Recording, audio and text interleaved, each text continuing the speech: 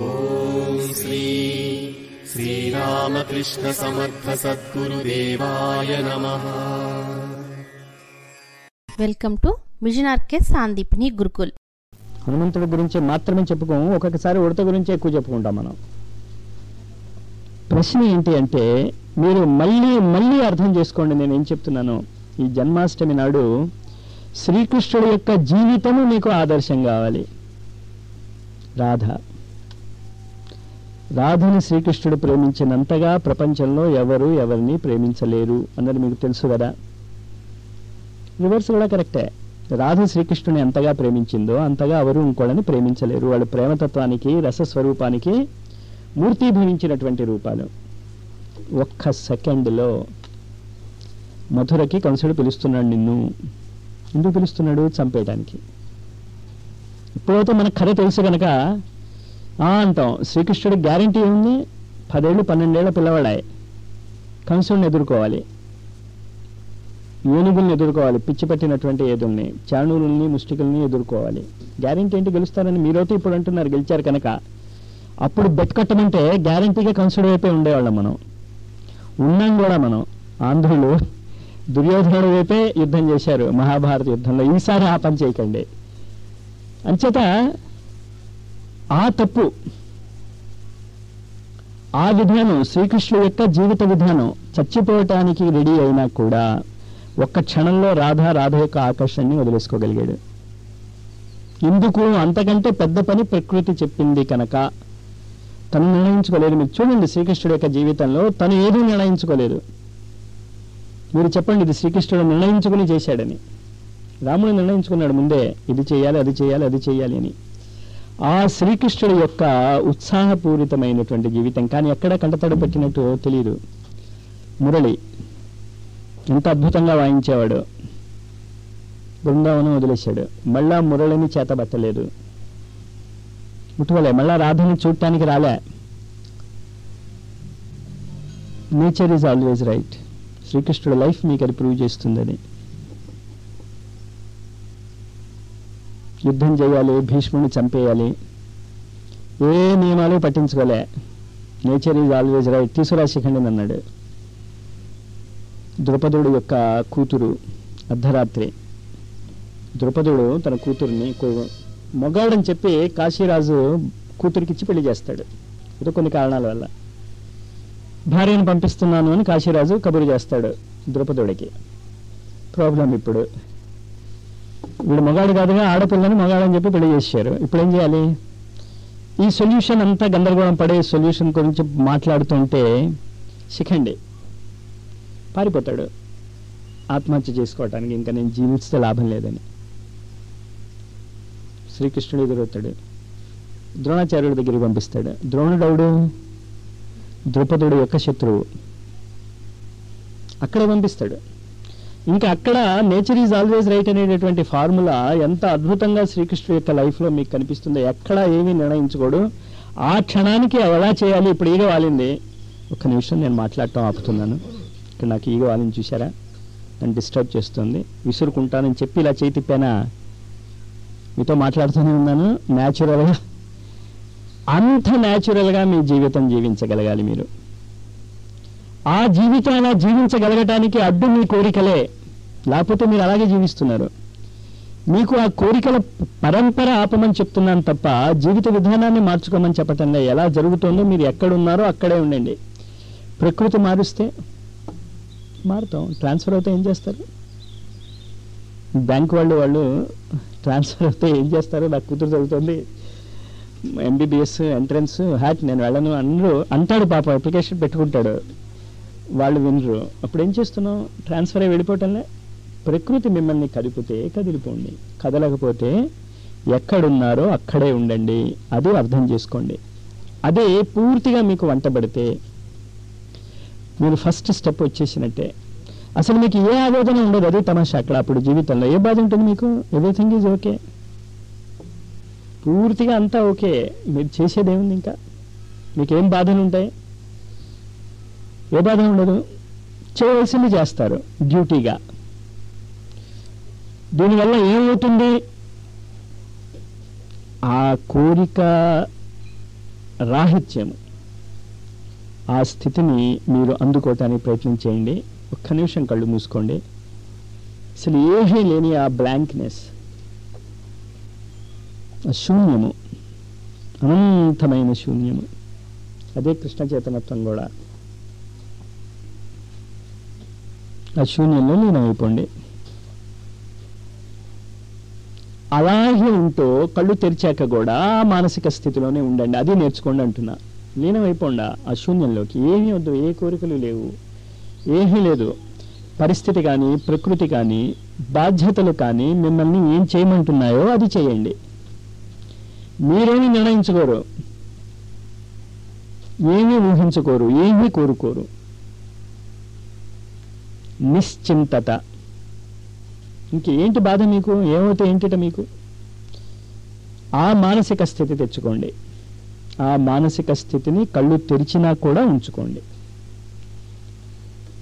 చెప్పాను కదా, రూల్స్ ఏమీ లేవు ఇక్కడ. మీరు ఎంతసేపు కూర్చోవాలంటే అంతసేపు కూర్చోండి. మిగతా ప్రోగ్రామ్స్ ఎలా జరుగుతున్నాయో అలా జరగనివ్వండి. కళ్ళు తెరిచి చూడాలనుంటే చూడండి, కళ్ళు మూసు కూర్చోవాలనుంటే మూసు కూర్చోండి. ఆకలిస్తోంది, భోజనం చేయాలి అనిపిస్తే లేచి వెళ్ళి భోజనం చేయండి. ఏమీ టైం టేబుల్ లేదు, ఏమీ ప్రోగ్రామ్స్ లేవు. కానీ 1 గంట జపం, 1 గంట మౌనం అన్నాం కదా. ఆ మౌనంలో మీలో ఎవరైనా ఏదైనా చెప్పదలుచుకుంటే, పాడదలుచుకుంటే వచ్చేయండి, ఇక్కడ చెప్పేయండి. ఇక్కడ ఉన్నటువంటి కార్యకర్తలకి మరి కాస్త సీక్వెన్స్లో ఉండాలి కదా. మీ ఇష్టం, ఎవరైనా ఏదైనా మాట్లాడవచ్చు. మీకున్న స్పందనలు, మీకున్నటువంటి అనుభూతులు, మీకున్నటువంటి ఆలోచనలు, సందేహాలు డిస్కస్ చేసుకోండి మీరు. కానీ ఆ శూన్య స్థితిలో అసలు ఏం లేదు, ఖాళీ. ఏదైనా ఉంటే ఈ ఆకాశం ఎలా ఉందో అలా ఉండండి. అలా ఉంటూ అన్నీ చేసుకోండి. అలా ఉండిపోండి. కదలాలని లేదు, కదలకండి. నాకు కోరుకునేది అదే, అసలు అలా ఉండిపోండి అని. మీరు ఉండిపోండి. ఎవరో వచ్చి మిమ్మల్ని పక్కన తీసుకొచ్చి మీ చుట్టూ ఒక గుడి కట్టేసి మీకు క్యూ పెట్టి డబ్బు సంపాదించుకుంటారు. అది చూస్తూ ఉండండి. ఉండిపోగలిగితే. లేదు, బాధ్యతలు ఉన్నాయి, చేసుకోండి హాయిగా. బాధ్యతలకి ప్రాముఖ్యత ఇవ్వండి. కర్మ సిద్ధాంత ప్రకారము మీకున్నటువంటి బాధ్యతలు మీరు ఎంచుకుంటే వచ్చినవి కాదు, మీ అపోహ అది. అంచేత అది ఎంత తొందరగా మీరు పూర్తి చేసేసుకుంటే అంత మంచిది.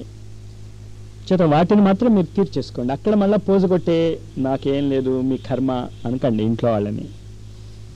వాళ్ళ వల్లే మీ కర్మ పోతుంది. వాళ్ళే లేకపోతే మీకు కర్మ పోదు. మళ్ళీ ఇంకో జన్మ ఎత్తాలి అది పోగొట్టుకోవటానికి. వాళ్ళు మిమ్మల్ని, మీకు ఎంత అదృష్టమో వాళ్ళు ఉండటం మీకు అసలు. చేత ఆ బాధ్యతలు, వాటిని బాధ్యతగా నెరవేర్చండి. అంతే, బాధ్యతగానే, కోరికగా కాదు. ఆ మానసిక స్థితి, నిరంతర మౌనము.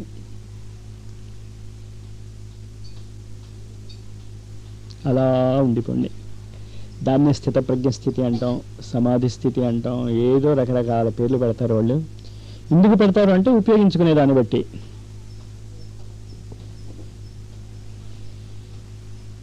జేబు దొంగ ఉపయోగించుకునే బ్లేడ్ని పిక్ పాకెట్ బ్లేడ్ అంటాం. సర్జన్ ఉపయోగించుకుంటే సర్జన్స్ నైఫ్ అంటాం, కత్తి ఒకటే. కాయగూరలు ఉపయోగించుకుంటే వెజిటబుల్ నైఫ్ అంటాం. కానీ కత్తిలో మార్పు లేనట్టే మీ చేతనత్వంలో కూడా మార్పు లేదు. నిరామయ స్థితి, నిరంజన స్థితి, కోరికలు లేనటువంటి స్థితి. ప్రకృతికి అనుగుణ్యంగా జీవించండి. ఆకలేస్తేనే తినండి, లేకపోతే కదలకండి. ఇక్కడికి వచ్చి మళ్ళీ ఎందుకు మీరు కదలాలి, ఎందుకు మాట్లాడాలి? ఏంటిట మీరు మాట్లాడుకునేటటువంటి అద్భుతమైనటువంటి విషయాలు? మాట్లాడకండి, కూర్చోండి అలాగా. కానీ బలవంతంగా కూర్చోకండి. మళ్ళీ అక్కడే ఏదో చెప్తున్నా, మీరు కూర్చోలేరు, పచాలు చేయండి. పచాలు చేయమన్నా మనుషుల మీద నుంచి కాకుండా కాస్త పక్కన జాగా ఏదో చూసుకుని, ఇక్కడ పండాలు కూడా వేసారుగా, పచాలు చేయండి. మీరు ఏమైనా చేయండి. నిరామయ స్థితిలో ఉండి వీలైనంత వరకు కూర్చుని చేయండి. వీలైనంత వరకు ఆ మౌన స్థితి, మౌనము. కళ్ళు మూసుకుని మౌనంగా ఉండొచ్చు, కళ్ళు తెరుచుకుని మౌనంగా ఉండొచ్చు. కదలాలనుంది, చికాగ్గా ఉంది, బలవంతంగా కూర్చోకండి పక్క వాళ్ళు ఏమనుకుంటారు అని. మీరే కదలండి, మీ ఇష్టం. ఏమీ టైం టేబుల్ లేదు. 1 గంట జపం 1 గంట మౌనం అంటాం. ఎందుకు అంటే వెరైటీకి. అది ఇక్కడ ఉన్న కార్యకర్తలు అనౌన్స్ చేస్తూనే ఉంటారు. దాని ప్రకారం మార్చేసుకుంటూ ఉండండి.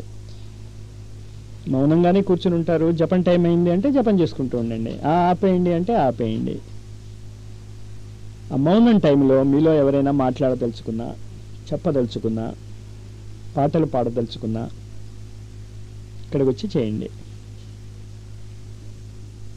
కానీ ఆ మౌనం బ్రేక్ కాకూడదు. కోరికలు లేనటువంటి నిరంతర మౌనం, బ్లాంక్, అలా ఉండిపోండి అంతే.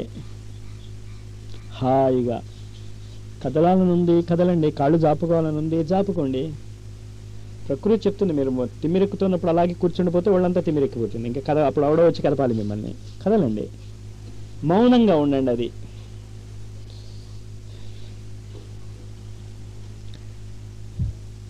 బ్లాంక్నెస్, శూన్య స్థితి. మీకు ఆకలిస్తుంది, లేచి వెళ్ళిపోండి, తినేసిరండి. ఎవరు చెప్పరు మీకు. అంచేత ఏమనుకుంటారో అనుకోకండి. మీ టైమింగ్స్ మీవి. ఎవరికి ఏ నియమాలు లేవు ఇక్కడ అని చెప్తున్నాను నేను. చేత బెల్ కొట్టారు, బెల్ కొడితేనే వెళ్తాం ఏం లేదు. మీకు ఆకలేసింది వెళ్ళండి.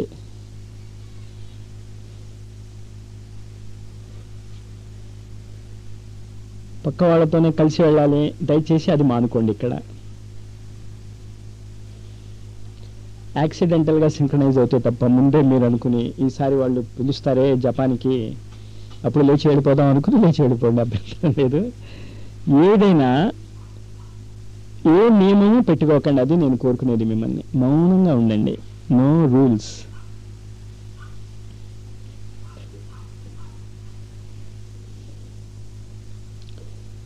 కార్యకర్తలకి మాత్రము ఆ సూచన వాళ్ళు 5 మాత్రం ఉండేటట్టు చూసుకోండి. ముఖ్యంగా రాత్రులు రావచ్చు మీకు ప్రాబ్లము. అప్పుడు వాలంటీర్స్ కావాలి. అదే అడగండి. 5 నిరంతరం ఉండాలి ఇక్కడ.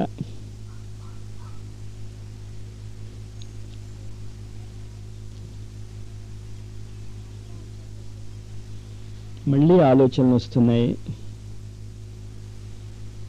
ఆపండి ఆలోచనలను. Stop them. Switch off.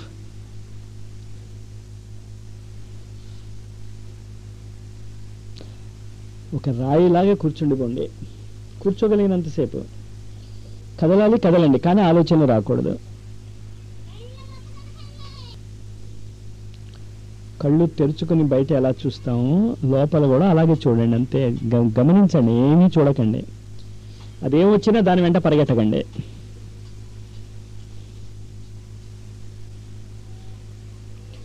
ఇక్కడి నుంచి ఇంటికి వెళ్ళాక ఏం చేస్తామని ఆలోచించకండి దయచేసి. ఇంకా ఇక్కడే ఉన్నారు మీరు. ఇంటిలో ఇలా చేస్తానని ఇక్కడ అనుకోకండి. ఇంటికి వెళ్ళాక అనుకోండి ఎలా చేస్తారో.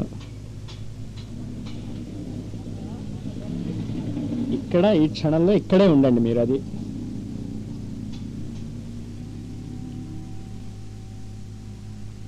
స్వస్తి. ఆగిపోండి. ఏం కొంపలు అంటూ పోవు. అంత అదృష్టం ఏంటి ధ్యానం చేస్తూ శరీరం పోవటం. ఊపిరి కొంతమందికి తొందరగా రావచ్చు, రానివ్వండి. మీరేం చేయకండి, అది గమనించుకోండి అంతే.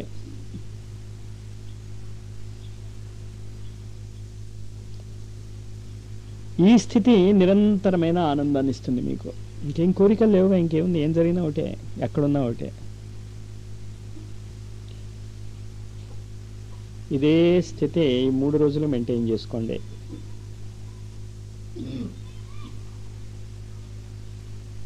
యజ్ఞం చేసినా, భగవద్గీత చదువుకున్నా, మనుషులతో మాట్లాడినా, న్యూస్ పేపర్ చదివినా, టీవీ చూసినా ఇదే మానసిక స్థితి. పనులుంటే పనులు చేసుకోండి, కానీ ఈ స్థితి మారదు. కోరికలు వద్దు. ఇలా ఉంటే బాగుంటుంది, అలా ఉంటే బాగుంటుంది వద్దు. ఏమీ వద్దు. ఏం జరిగితే అది రైతే. ఇంకా మీకు బాధ ఏంటి, దుఃఖం ఏంటి? పనులు ఉన్నవాళ్ళు పనులు చేసుకోండి. అది నేను కూర్చుని ఉన్నాను అని ఆగిపోకండి. స్వస్తి అనగానే ఫ్రీడమ్.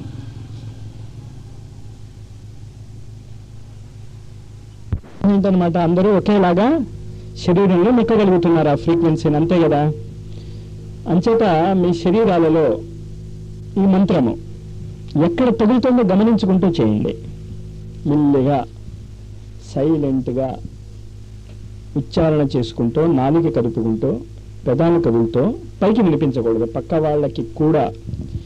ఒకవేళ పక్కవాడు చేస్తున్నటువంటి మంత్ర జపం మీకు వినిపిస్తే వాళ్ళకి చెప్పండి వినిపిస్తోందని. మనం అందరం కూడా ఎదగటానికి ఇక్కడ వచ్చాం. వాళ్ళు ఏమనుకుంటారు, ఏమనుకోరు, నేర్చుకోవటానికి వచ్చాం ఇక్కడికి.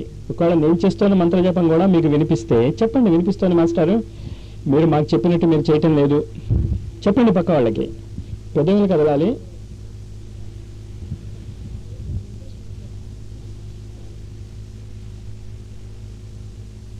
కానీ శబ్దము బయటకు వినిపించకూడదు, అంత మెల్లిగా. కానీ ముందు 3 మంత్రాలు నేను పైకి అంటాను, వినండి. అది ఎక్కడ తగులుతోంది మీకు అంటే అఖండ మండలాకారం. ఎవడు ఎక్కడ ఏ శబ్దాన్ని ఉపయోగించినా కూడా అది సంపూర్ణ సృష్టికి వెళ్ళిపోతుంది. అందుకే దాన్ని అక్షరము అన్నాం.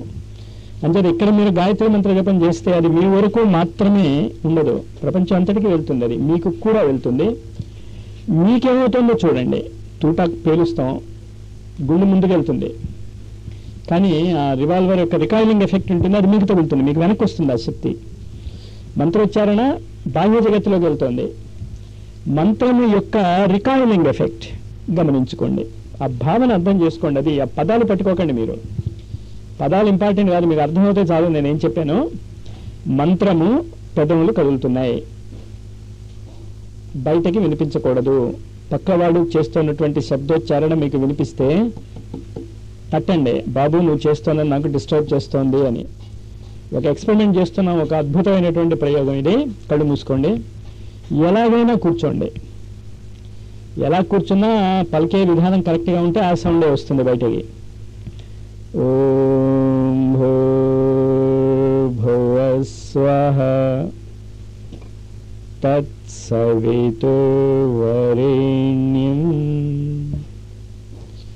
భర్గో దేవస్య ధీమహి. గమనించండి శరీరంలో ఏ మార్పులు వచ్చాయో. ధియో యో నః ప్రచోదయాత్.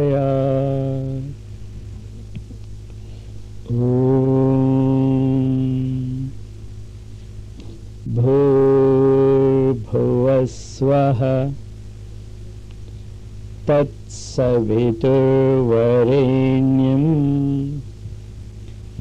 భర్గో దేవస్య ధీమహి ధియో యో నః ప్రచోదయాత్.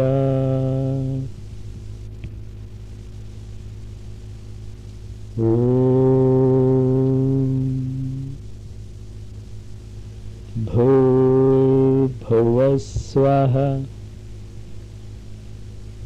తత్సవితుర్వరేణ్యం భర్గో దేవస్య ధీమహి ధియో యో నః ప్రచోదయాత్. అలా అనుకుంటూ ఉండండి 1 గంట వరకు. కానీ ఈ మధ్యన చెప్పగా ఎవరికి ఏ రూల్స్ లేవు, ఫ్రీ. ఎప్పుడు ఎవరికి ఏం చేయాలనిపిస్తే అది, అంటే ఇక్కడ కాదు బయటకు వెళ్ళి మంత్ర జపం అలా చేసుకోండి. తొందర లేదు, ఎన్ని మంత్రాలు చేశారో కాదు, ఆ మంత్రం మీ లోపల ఏం చేస్తోంది అది తగ్గుతుంది మీ లోపల.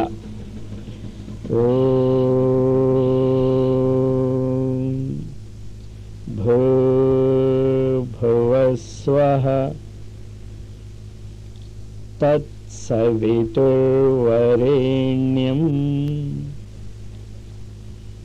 భర్గో దేవస్య ధీమహి ధియో యో నః ప్రచోదయాత్. ఓం భూర్భువస్వః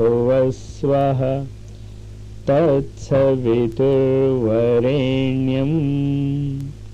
భర్గో దేవస్య ధీమహి ధియో యో నః ప్రచోదయాత్. ఓం భూర్భువస్వః తత్సవితుర్వరేణ్యం సవితుర్వరేణ్యం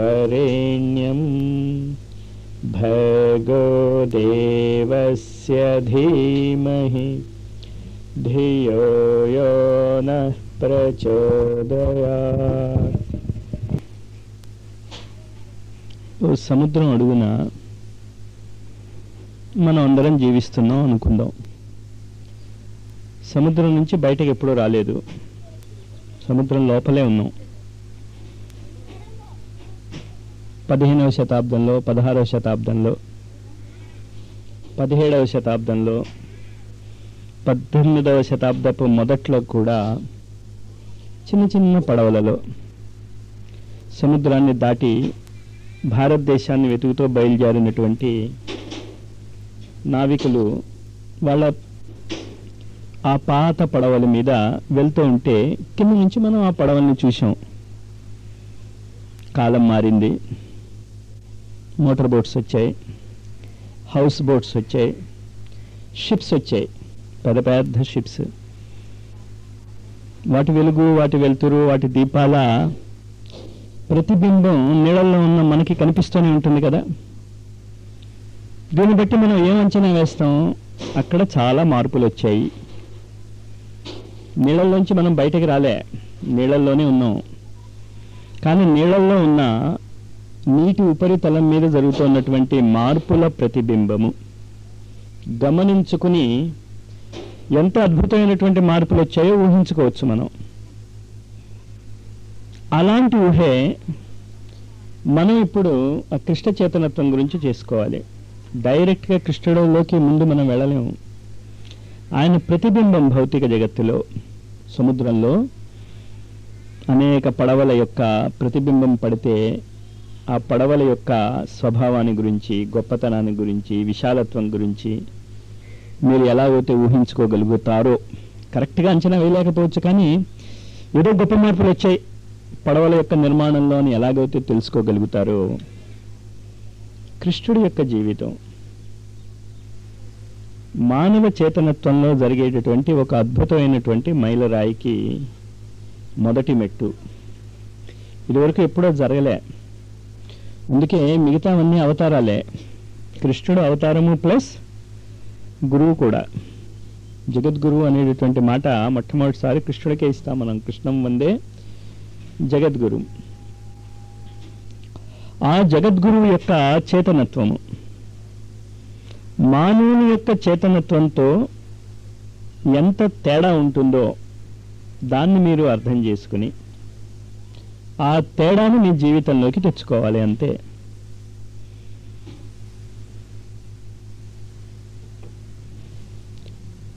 ఆ తేడా మీకు ఎలా అర్థమవుతుంది, ఏ విధంగా అర్థమవుతుంది అంటే, మొట్టమొదట మనందరం చేస్తున్నటువంటి తప్పు ఏంటి అంటే, ఈ సృష్టి మొత్తము కూడా కేవలము నా కోసమే ఏర్పడినది. మీకు ఉద్యోగం కావాలి, మీ కూతురు పెళ్లి కావాలి, మీ ఇంట్లో వాళ్ళందరూ సుఖంగా ఉండాలి. అంతకంటే ఎక్కువ మనం ఆలోచించటంలే. ప్రతివాడు అంతే. ఒక గిరి గీసేసుకుని తన జీవితాన్ని ఆ గిరిలోనే బంధించుకుంటున్నాడు. మనం చేస్తున్నటువంటి చిన్న తప్పు అది. కొంచెం ఆ గీతని చెరిపేసుకోగలిగితే ఆ అనంతమైనటువంటి విశాలత్వంలో మీరు కలిసిపోతారు. కబీర్ దాస్ ఒక మాట అంటూ ఉండేవాడు, నీటిలో మట్టితో చేసినటువంటి కడవని దింపెట్ట నీటి లోపలికి. కడవ ఎక్కడుంది? నీటి లోపల ఉంది. కడవ లోపల నీరుంది, కడవ బయట నీరుంది. కానీ తేడా ఉంది కదా, కడవ లోపల నీరుంది, కడవ బయట నీరుంది. ఆ నది యొక్క నీరే ఫూటా కుంభ. విరిగిపోయింది కడవ, నీరేమైంది? అది చేయాలి మీరు. అంతకంటే మీరు చేయాల్సిందేంలే. కానీ చేతనత్వం ఉంచుకుని చేయాలి. అది మీరు ఉండాలి. మృత్యువు ఈ అనుభూతినే ప్రతిరోజు మీకు ప్రతి జన్మలోనూ ఇస్తుంది. ప్రతి రాత్రి ఈ అనుభూతే మీకు నిద్రలో వస్తుంది. ఈ అనుభూతే. శరీరం యొక్క అనుభూతి మీకు రాత్రి ఉండదు. శరీరం యొక్క అనుభూతి ఎప్పుడైతే రాత్రి లేదో మీకు మాత్రమే సమస్త సృష్టి మాయమైపోతుంది. పడుకున్న వాడికి సృష్టి లేదు. అమెరికా లేదు, జపాన్ లేదు, ఫారెన్ కంట్రీస్ లేవు, ఈ కంట్రీస్ లేవు, ఆ కంట్రీస్ లేవు, ఈ బాధలు లేవు, ఆ బాధలు లేవు, ఏమీ లేవు నిద్రపోతే. కానీ మెలకుగా ఉండి ఈ శరీరం యొక్క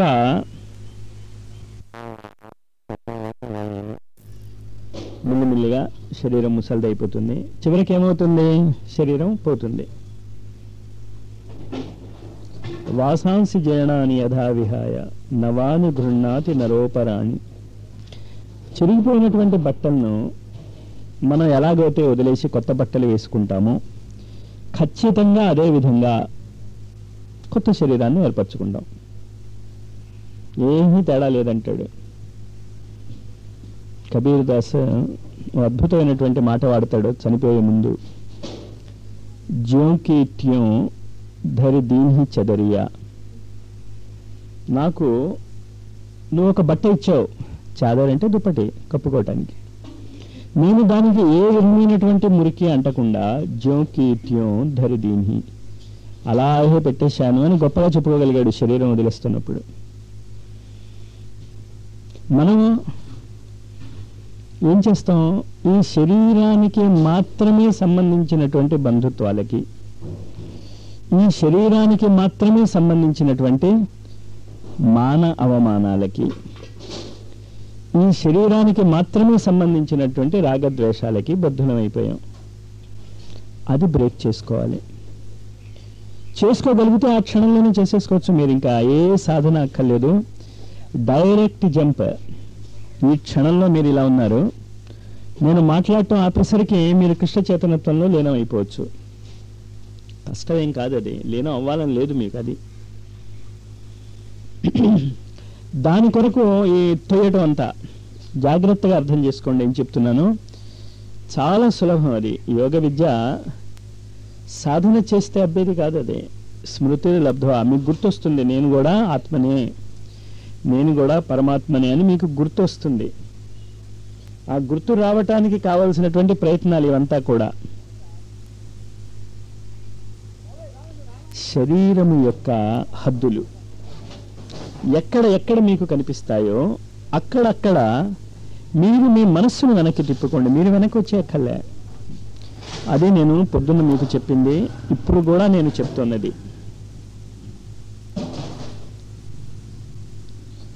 బాధ్యతలు రిపీటెడ్గా చెప్తాను నేను. భారతదేశము నాశనం అయిపోవటానికి కారణము, ఇంత అద్భుతమైనటువంటి యోగ విద్య వారసత్వంగా ఉన్నప్పుడు కూడా నాశనం అయిపోవటానికి కారణం ఏంటి అంటే, శరీరపు హద్దుల్ని వదిలేసుకుంటే శరీరాన్ని కూడా వదిలేసుకుంటారు. తద్వారా జరిగేదేంటి, ఆ శరీరంతో ఉండవలసినటువంటి పాత్ర పూర్తి కాదు, ఇన్కంప్లీట్. మేజర్ చంద్రకాంత్ సినిమా కాస్త జాగ్రత్తగా ఎవరైనా చూస్తే నేను చెప్పింది అర్థమవుతుంది. మేజర్ చంద్రకాంతేనా? ఒకసారి ఎమ్మెల్యే అంటాడు, ఒకసారి ఎంపీ అంటాడు, ఒకసారి పార్లమెంట్ అంటాడు, ఒకసారి అసెంబ్లీ అంటాడు. మీరు సినిమాలు కూడా జాగ్రత్తగా చూడరు. నేను చూసినట్టు స్క్రిప్ట్ రాయటంలోనూ ఎక్కడో గందరగోళం అయింది.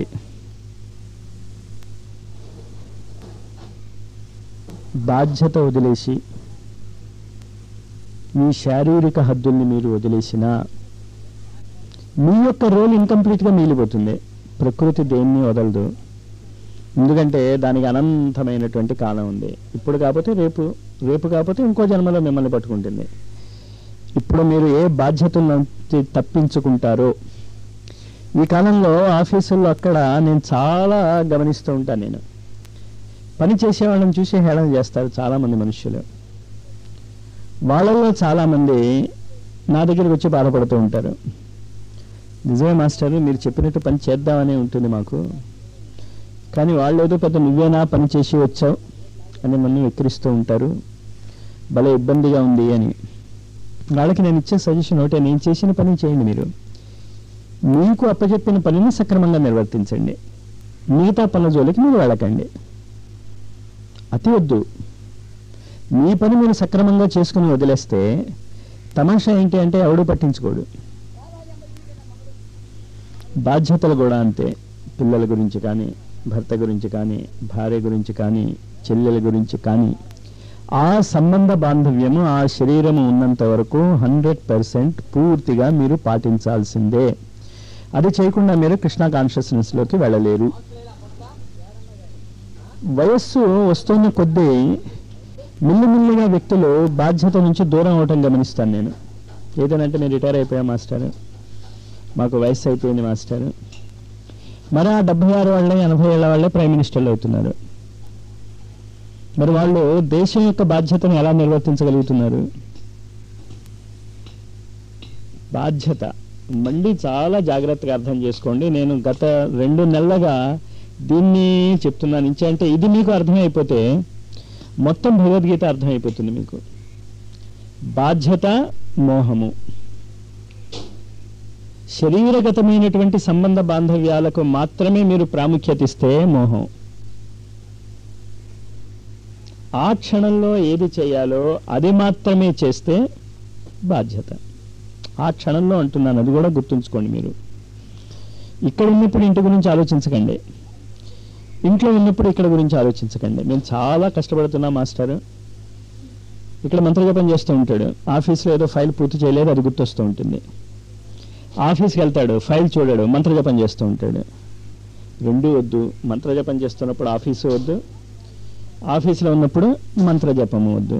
మాస్టర్ మేము వంట వండుతూ కూడా జపం చేసేస్తూ ఉంటాం. చేసుకోండి, కానీ అది జపం కాదు, అది గుర్తు చేసుకుంటున్నారు అంతే. మీరు దాన్ని మీరు కౌంట్లోకి తీసుకొస్తే మీకు అర్థం కాలేదన్నమాట నేను ఏం చెప్తున్నాను. చేసుకోండి, అది వేరే విషయం. అది గుర్తుంచుకోండి. మీరు ఏ పని చేస్తున్నా కూడా మంత్రం మీద మీ మనసు ఉంది, ఓకే, అదేం తప్పు కాదు. కానీ దాన్ని సాధనలో భాగంగా తీసుకున్నారంటే మీకు అర్థం కాలేదు నేనేం చెప్తున్నాను.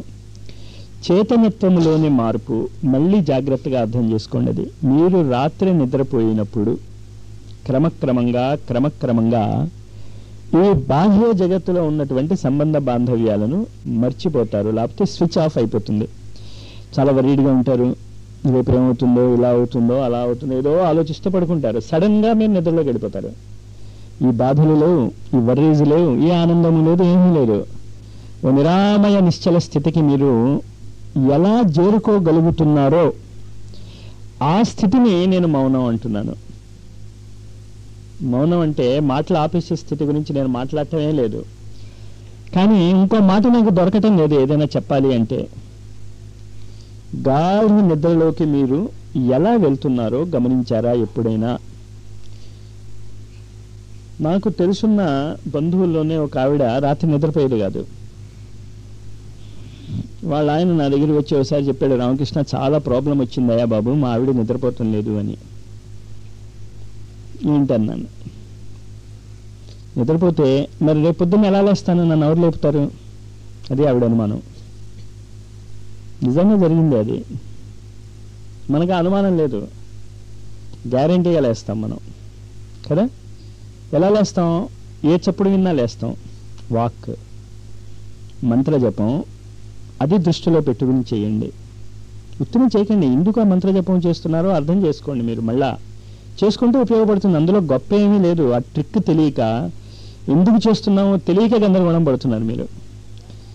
ఈ ఆసనాలు కానీ ప్రాణాయామాలు కానీ పెద్ద ఏం ఉపయోగపడవు. అదేంటంటే శరీరాన్ని ఒక స్థితిలో ఉంచుతాయి.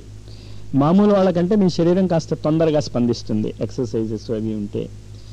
కానీ నిద్రలో ఉన్నటువంటి వ్యక్తిని మీరు లేపాలి అంటే మాట వినిపిస్తే చాలు లేచిపోతాడు. ముఖ్యంగా వాడి పేరు, నామము. వాడి పేరు నామం అంటాం కదా, నేమ్. వాడి పేరు పిలిస్తే లేచిపోతాడు, ఎంత గాఢ నిద్రలో ఉన్నవాడైనా. మిగతా టీవీలు మోగుతూ ఉంటాయి, లౌడ్ స్పీకర్లు మోగుతూ ఉంటాయి, లేవడవాడు. వాడు పేరు పెట్టి పిలిస్తే లేచిపోతాడు. నిద్ర మేల్కాంచినటువంటి వ్యక్తుల పేర్లు మంత్రాల్లా పనిచేస్తాయి. అంటే వాళ్ళు మేల్కొన్న స్థితిలో ఉన్నటువంటి నామాలు కనుక. రాముడు, కృష్ణుడు, విశ్వామిత్రుడు, జమదగ్ని, భారద్వాజుడు, గౌతముడు, ముఖ్యంగా 7 ఋషులు. అంటే వాళ్ళు భౌతిక శరీరము యొక్క హద్దుని దాటినటువంటి వ్యక్తులు వాళ్ళు. ఆ నామాన్ని కనుక మనం రిపీట్ చేస్తూ ఉంటే, అందుకే గురువు యొక్క నామము కంటే మించినటువంటి నామం లేదంటారు. కానీ ఎలాంటి గురువు? ఆ హద్దులు దాటినటువంటి గురువు. వాడి నామమే మంత్రంలా ఎందుకు పనిచేస్తుంది అంటే వాడు ఆ స్థితిలో ఉన్నాడు కనుక. వాణ్ణి పిలిచినా నిన్ను పిలుచుకున్నా ఒకటే. ఆ స్థితిలో అఖండ మండలాకారం వ్యాప్తం ఏన చరాచరం యత్ పదం దర్శితం ఏన తస్మై శ్రీ గురవే నమః. అంచేత ఆ సాయి అన్నారనుకోండి, మీరు మిమ్మల్ని మీరు పిలుచుకున్నట్టే ఆ స్థితిలో ఉన్నటువంటి మీరు. అలా మీరు మంత్రజపం చేస్తున్నారా? అది మీరు చేస్తున్నటువంటి తప్పు. మీరు పెదవులు అయితే కదులుతున్నాయి తప్ప ఆ నామం మీరు లోపలికి ఎక్కడికి వెళ్తుందో గమనించటంలే. గమనించుకోండి, ఇక్కడ చాలా అవసరం. అది గమనించుకుంటే ఒకసారి పిలిస్తే చాలు. ఎన్నిసార్లు పిలవాలి లేపటానికి? 108 ఒక మాల పిలిచాను, లేవలేదు. రెండో మాల లేవలేదు. మూడో మాల పడుకున్నాడు. వాడు నామాన్ని పిలుస్తున్నాం మనం. ఎన్ని మాలలు మీరు జపం చేస్తే లేస్తాడు వాడు? లేవాలని ఉంటే ఒకసారి పిలుస్తూనే లేచిపోతాడు. దొంగ నిద్ర అయితే మీరు తిప్పుకునే మాలలు లేవడు. అలాగే ఆ గురువు యొక్క నామము, జగద్గురువు యొక్క నామము ఈ క్షణంలో మిమ్మల్ని దాటించేయచ్చు. కానీ ఆ దాటించడానికి మీరు ఒక్క సాహసం చేయాలంటే ఈ మిట్టి మీద నుంచి కాలెత్తేయాలి. పై మెట్టుకు వెళ్ళాలంటే ఈ శరీరంలో ఉన్నటువంటి బంధుత్వాలకు స్వస్తి చెప్పాలి. అది నేను రిపీటెడ్గా చెప్తాను. అంటే వదిలేసి ఎక్కడికో పారిపోకలే, ఎక్కడికి పారిపోకలే. పారిపోయి ఏం చేస్తాడు వాడు? ఈ చెట్టు నాదంటాడు. ఓ చెట్టు కింద కూర్చుని ఇక్కడ ఇల్లు నాదన్నాడు, రేపు అక్కడ చెట్టు నాదంటాడు, లేకపోతే ఈ ఆశ్రమం నాదంటాడు. చాలా ఆశ్రమాల్లో నేను చూశాను, అంతా ఫ్రీ అంటారు. రాత్రిళ్ళు 11 ఆ ప్రాంతాలకు వస్తారు, ఒకడు తలుపు కొడతారు. ఎలక్ట్రిసిటీ బిల్లు చాలా అయిపోతుంది, కనీసం ఎలక్ట్రిసిటీ బిల్కైనా సరిపోయేది ఇవ్వండి అని. అది రైటా తప్ప ఆ ఉద్దేశంతో నేను అంటలే. ఖర్చు అవుతున్నప్పుడు అడగాల్సిందే. కానీ ఇంటి బిల్లు కట్టలేక ఆశ్రమం పెట్టుకుని, ఆశ్రమం బిల్లు కట్టలేక నానా గందరగోళం.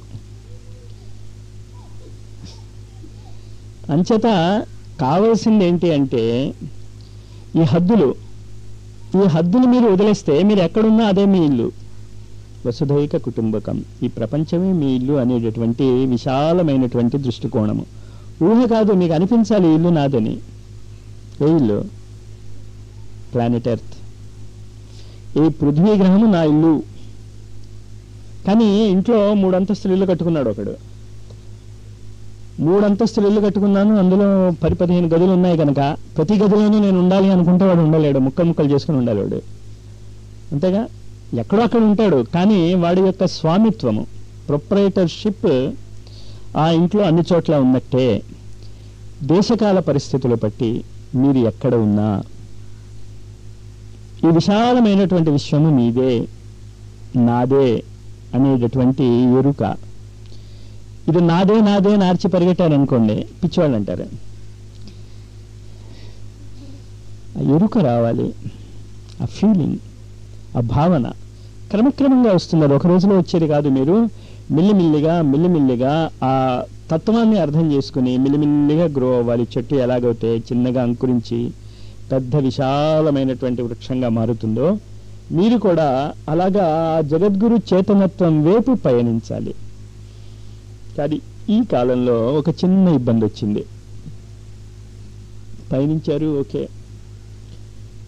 అర్థమైంది, ఓకే. దానితో పాటు భూమికి ఒక ఇబ్బంది వచ్చింది. అది ఇదివరకు ఎప్పుడూ రాలే. దానికోసం ఈ క్యాంపులు. యోగ విద్య కోసం అయితే కావలసినన్ని పుస్తకాలు ఉన్నాయి, కావలసినంతమంది గురువులు ఉన్నారు. రైటో తప్పో ఎప్పుడో అప్పుడు మీరు కాస్త సిన్సియర్గా ప్రాక్టీస్ చేస్తే ఏ గురువు దగ్గరికి వెళ్ళినా మీరు దాటేస్తారు. కానీ పృథ్వీకి వచ్చినటువంటి ఇబ్బంది నయం చేయటం అందరి వల్ల సాధ్యం కాదు. అసలు పృథ్వీకి ఇబ్బంది ఏమొచ్చింది అంటే, మాస్టారు పృథ్వీకి ఇబ్బంది వస్తే మధ్య నాకేంటిట, ఎన్ని జన్మలు మీరు ఈ భూమి మీద ఎత్తారో మీకు గుర్తు లేకపోయినా ఎత్తుంటారన్న నమ్మకం ఉంది కదా. కనీసం 777 జన్మలు మినిమం ఎత్తుంటారు. అంతకంటే తక్కువ జన్మలు ఎవరికి లేవు అంటుంది బ్లావెట్స్కి సీక్రెట్ డాక్టర్లో. మానవ శరీరధారి ఎవడైనా ఈ కాలంలో ఉంటే మినిమం, అంతకంటే చాలాసార్లు వాడు పుట్టిండొచ్చు, గిట్టిపోయి ఉండొచ్చు. కానీ ఖచ్చితంగా ఎంత తక్కువగా కనీస పక్షంగా లెక్క చూసినా వాడు 7777 జన్మలు ఎత్తుండాలి అంటుంది ఆవిడ. మిమ్మల్ని, మీ శరీరాన్ని, మీ బంధువులని 777 జన్మలు పోషించినటువంటి తల్లికి ఇబ్బంది వస్తే నాకెందుకు అని అడిగితే ఏమనేది నేనేం అనలేను. ఆ నాకెందుకు అనేవాడిని చేయగలిగేది ఏం లేదు. కానీ కాదు, ఇన్నాళ్ళు మనల్ని పోషించినటువంటి ఈ భూమి వచ్చినటువంటి ఆపద ఏంటి, ఆ ఆపద నుంచి ఈ భూమిని ఎలా తప్పించాలి అనేటటువంటి ఆవేదన మీకు ఉంది. అసలు మాకు తెలియదు మాస్టారు భూమికి ఆపద ఉందని. మీరేమో ఉంది అంటారు, ఉంది కనుక ఇక్కడికి వచ్చారు. లోపల ఉన్నటువంటి ఆ ఎరుక ఉందే, లోపల ఉన్నటువంటి ఆ జీవనీ శక్తి, లైఫ్ ప్రిన్సిపల్, అది తోస్తూ ఉంటుంది మిమ్మల్ని. మీరేం చేయరు. రోజులు గడిచిపోతూ ఉంటాయి, సంవత్సరాలు గడిచిపోతూ ఉంటాయి, మీ శరీరంలో రావాల్సినటువంటి మార్పులు వస్తూ ఉంటాయి. ఇందులో మీకు నచ్చిన మార్పులు కొన్ని ఉంటాయి, మీకు నచ్చని మార్పులు కొన్ని ఉంటాయి కదా. జుట్టు పండిపోవటం చాలామందికి ఇష్టం ఉండదు. ఇందిరాగాంధీ టైపులో జుట్టు పండితే కొంతమందికి ఇష్టం ఉంటుంది, ఈ మధ్యన ఆస్తలా మెరుస్తే. జుట్టు ఊడిపోవటం పర్వాలేదు, నాకు ఇష్టమే, కొంతమందికి ఇష్టం ఉండదు. శరీరం ముడతలు పట్టడం నాకు ఇష్టం లేదు.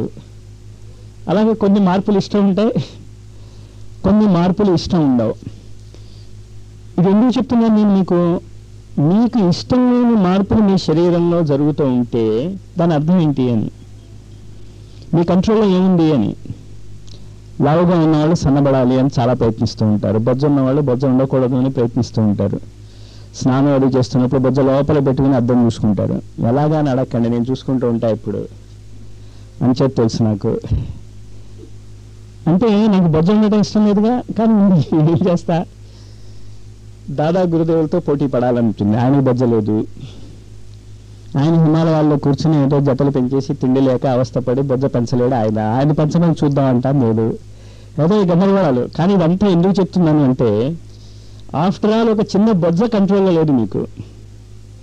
మీరు జీవితాన్ని కంట్రోల్ చేస్తున్నాం అనుకునేటటువంటి అహంభావంలో జీవిస్తున్నటువంటి మిమ్మల్ని ఏమనుకోవాలి, అదే అర్థం చేసుకోండి. ఏమీ లేదు మీ కంట్రోల్లో, ఏమీ లేదు. మీ పిల్లల ఎడ్యుకేషన్ మీ కంట్రోల్లో ఉందా? జుట్టు ఊడిపోతూ ఉంటే జుట్టుని కంట్రోల్ చేసుకోలేరా, మీ జుట్టుని. పళ్ళు ఊడిపోతూ ఉంటే పళ్ళు ఊడిపోకుండా కాపాడుకోలేరా. చూసుకోండి, ఎందుకు చెప్తున్నాను. అది లోపల ఉన్నటువంటి జీవనీ శక్తి, అది ఇష్టపడితే మారిపోవచ్చు.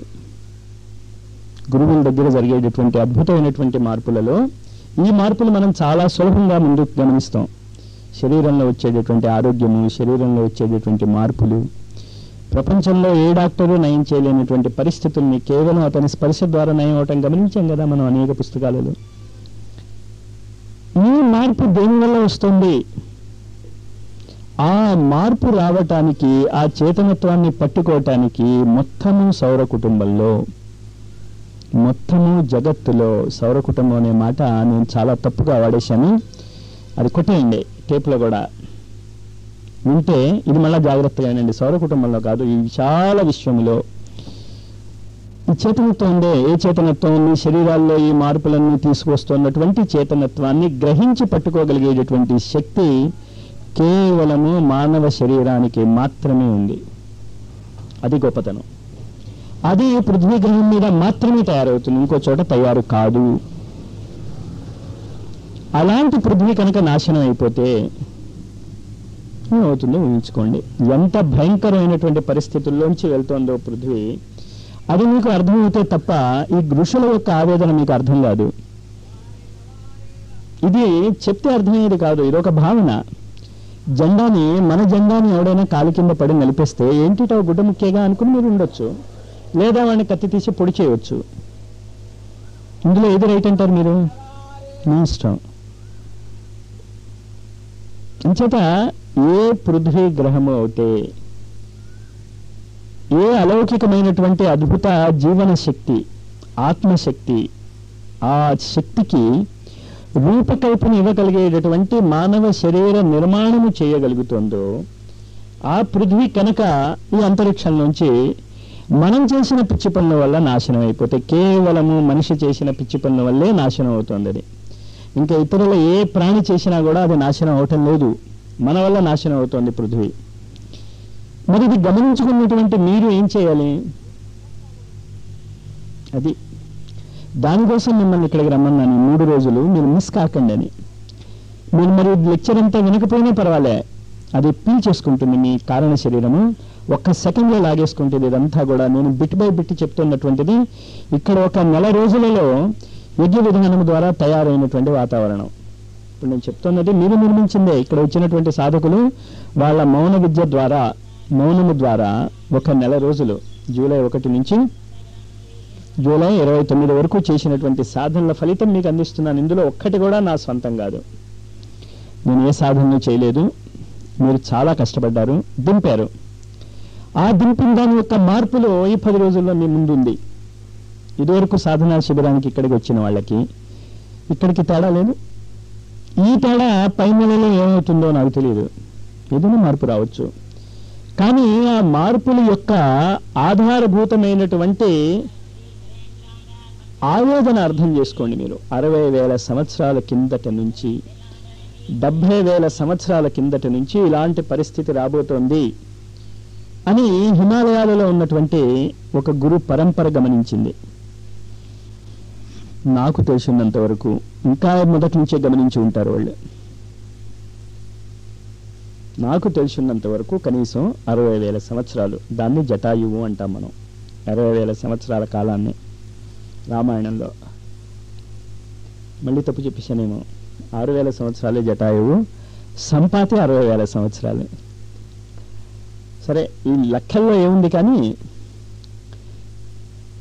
అనేక యుగాలుగా భగవంతుడు తెలియాలి ఎన్ని యుగాలు గడిచిపోయాయో. సత్యయుగం తర్వాత త్రేతాయుగం, త్రేతాయుగం తర్వాత ద్వాపరయుగం, ద్వాపరయుగం తర్వాత కలియుగం. యుగాల చక్రం, ఏవం ప్రవర్తితం చక్రం. ఈ చక్రం ఇలా తిరుగుతూనే ఉంది. మానవ శరీరధారి అయినటువంటి ఆత్మలు ఈ పృథ్వీ గ్రహం మీదకి ఇతర గ్రహాల నుంచి వస్తూనే ఉన్నారు. చాలా జాగ్రత్తగా ఈ పదాలను మీరు అర్థం చేసుకోండి. ఇతర గ్రహాల నుంచి, మన సౌర కుటుంబంలోనే కాకపోవచ్చు, ఇతర గ్రహాల నుంచి కూడా ఆత్మలు భూమి మీదకి రిక్వెస్ట్ ట్రాన్స్ఫర్స్ పెట్టుకుని వచ్చినటువంటి సంఘటనలు ఉన్నాయి. ఇంత అద్భుతమైనటువంటి స్థలం ఇంకెక్కడా లేదు. ఎటువంటి స్థలం ఇది?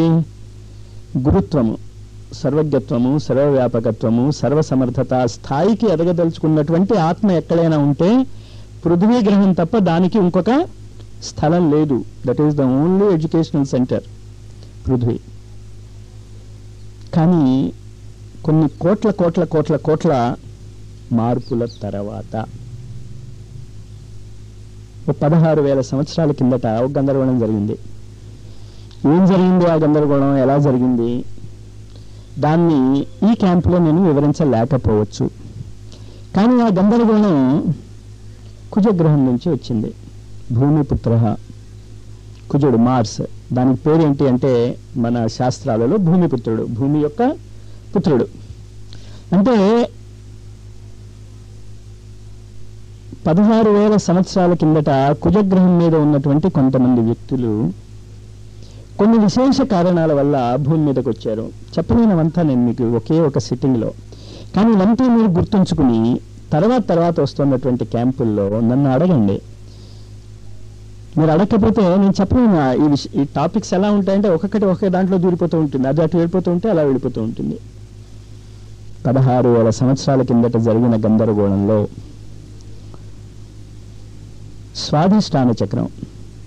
స్వాధిష్టాన చక్రం అంటే ఏంటి మీకు అందరికీ తెలుసు కదా. స్వాధిష్టాన చక్రం అంటే కోరికల చక్రం.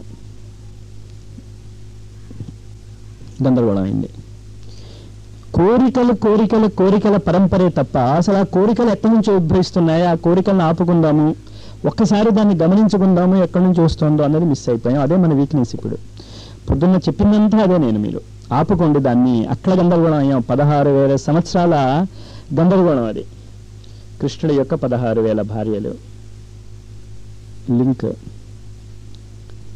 అంచేత ఆ గందరగోళాన్ని మీరే ఆపుకోకపోతే నేనేం చేయలేను. తిరిగిపోతుంది ఆ చక్రం. ఎవరేం చేస్తారు? మోటార్ ఆపండి ఇక్కడ నుంచి అరుస్తారు. అక్కడ ఆపేవాడు ఎవడు లేడు. ఈ మధ్యలో చూశారు ఇక్కడ. మరి ఏమవుతున్నప్పుడు ఓవర్ఫ్లో అయిపోతూ ఉంటుంది, కింద పడిపోతూ ఉంటుంది, కింద ఉన్న సిమెంట్ బస్తాలు గట్టి పడిపోతూ ఉంటాయి. ఇక్కడ జరిగిందే చెప్తున్నాను నేను. మరి ఏం చేయాలి? ఇప్పుడు తక్కువ ఆపితే రాబోయే ప్రమాదాన్ని ఆపగలం, అంతేగా. అదే చేయండి అంటున్నాను నేను. ఎందుకు చేయాలి? ఇన్ని యుగాలుగా మానవ శరీరాలను అనేక మంది ఆత్మలకు ఇచ్చినటువంటి ఒక గ్రహము మనం చేసినటువంటి పిచ్చి పనుల వల్ల నాశనం అయిపోతూ ఉంటే దాన్ని ఆపే బాధ్యత ఎవరిది? Simple question. మహాభారత యుద్ధం, దానికి సంబంధించినటువంటి యుద్ధం, ఇద్దరు అన్నదమ్ముల మధ్య జరిగినటువంటి యుద్ధం కాదది. అది కేవలము అన్నదమ్ముల మధ్య జరిగినటువంటి యుద్ధమే అవుతే ఇలా చెప్పుకోండి దాని గురించి. ఏముంది అందులో? 100 మంది 5 పాండవులు కౌరవులు కొట్టుకుని చచ్చారు. దాంట్లో ఏముందంటే అంత గొప్ప? ఎందుకు ఇలాగ చెప్పుకుంటున్నాం మనం? దానికి పేరేం పెట్టాం మనం? మహాభారతము. ఇల్యూమినేషన్, వెలుగు. భారతము అంటే వెలుగు, భా అంటే వెలుగు, రతి అంటే ఆనందం.